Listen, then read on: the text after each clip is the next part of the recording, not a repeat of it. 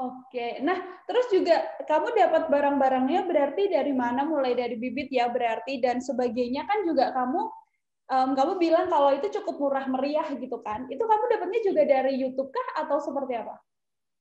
Iya, kalau untuk informasi alat-alat yang digunakan, especially buat pemula gitu kan ya, itu ya memang dari YouTube itu. Saya yang peroleh ilmunya itu dari YouTube itu. Nah, untuk peralatannya sendiri saya dapatkan itu saya beli ini online shopping dari Ah. online. Iya. Berarti bibitnya dan juga barang-barang yang buat hidroponik itu juga dari online shop ya? Ya, dari online shop itu murah banget gitu loh. Jadi untuk modal saya sendiri ketika untuk memulai hidroponik itu malah tidak lebih dari 20.000 semuanya itu. Wow, nggak lebih dari 20.000 udah bisa dapat beberapa tanaman itu. Iya, dan itu juga bisa untuk berkali-kali panen gitu loh, Kak. Berkali-kali tanam.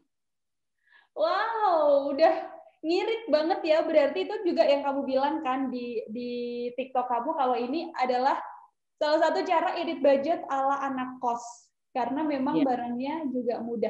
Kalau dihitung-hitung nih berarti Krima ibarat nih ya, ibarat sebelum kamu udah mulai hidroponik, sampai sekarang udah hidroponik kan otomatis pengeluaran kamu jadi anak kos kan berkurang.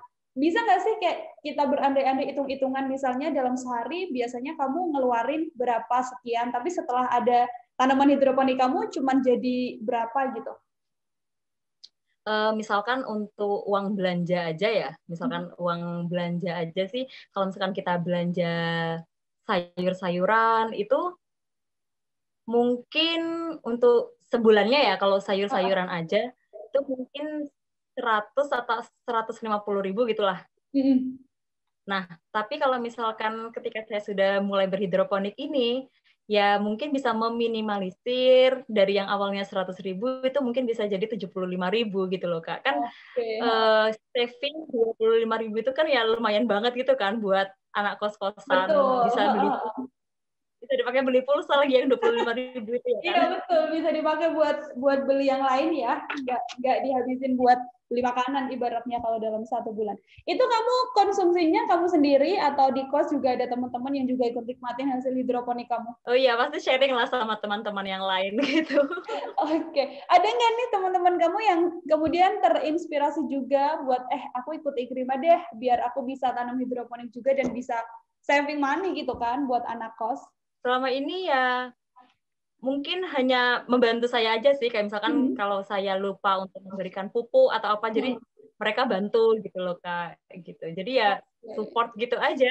Nah, susah nggak sih Ikrima kalau hidroponik tuh kalau menurut kamu sendiri, kalau misalnya nih kan newbie ya bisa dibilang karena belum banyak tahu juga tentang hidroponik. Apakah ada kesulitan atau mungkin hal apa yang paling menurut kamu kayak ini harus rutin dilakuin dan sebagainya gitu? Kesulitannya itu kalau pengalaman saya selama ini berhidroponik itu hampir tidak ada gitu loh, Kak, kesulitannya. Nah, Wow. karena pada dasarnya iya sepertinya hampir tidak ada deh. Ya kecuali itu aja sih. Pokoknya kalau berhidroponik itu kan tanaman yang kita tanam itu harus kena sinar matahari gitu. Mungkin kesulitannya pada saat musim penghujan kayak gini itu kan mendung, terus misalkan dari pagi atau sampai sore itu kan mendung, kurang pencahayaan, kurang sinar matahari. Nah, itu bisa berpengaruh juga sih sama tanamannya, mungkin tanamannya kurang segar ataupun agak menguning gitu daunnya. Pernah gagal nggak sih Ikrimah selama kamu hidroponik di kos itu? Kalau di kos nggak pernah gagal, tapi kalau misalkan di rumah saya itu pernah gagal, karena gagalnya itu aja tanaman saya itu habis dimakan tikus gitu loh, Kak, gara-gara hama sebetulnya. Oke, gara-gara hama ya bukan karena prosesnya, tapi karena memang ada faktor di lainnya gitu. Nah, kamu tuh ada kepikiran nggak nih setelah ini kan kamu setelah viral banyak orang yang kemudian minta kan dibagiin nih video-video yang lain. Ada kepikiran untuk ngejadiin hidroponik ini jadi bisnis nggak tuh? Ada sih, cuman hanya kepikiran aja, tapi ya nggak yang langsung saya rancang yang seperti apa-apa gitu ya belum sih, gitu. Cuman kepikiran kayaknya asik deh mungkin buat bisnis sayur-sayuran gitu kan ya. Mungkin ada sih. Oke, tapi dalam waktu dekat ini belum ya? Belum. Sekarang kan Ikrimah ngajar. Gimana? Karena masih itu juga sih kan, dalam skala kecil. Saya dalam skala kecil gitu. Oke, nah tadi kan kamu bilang kalau sekarang kan kamu ngajar, terus juga latar belakang pendidikan kamu kan juga dari guru ya, berarti pendidikan gitu. Apakah memang itu sudah cita-cita kamu dari lama atau sebenarnya nih ada sisi untuk menjadi pebisnis ya berarti? Iya, kalau misalkan cita-cita itu memang dari keluarga itu juga ada basic pebisnis gitu loh, Kak.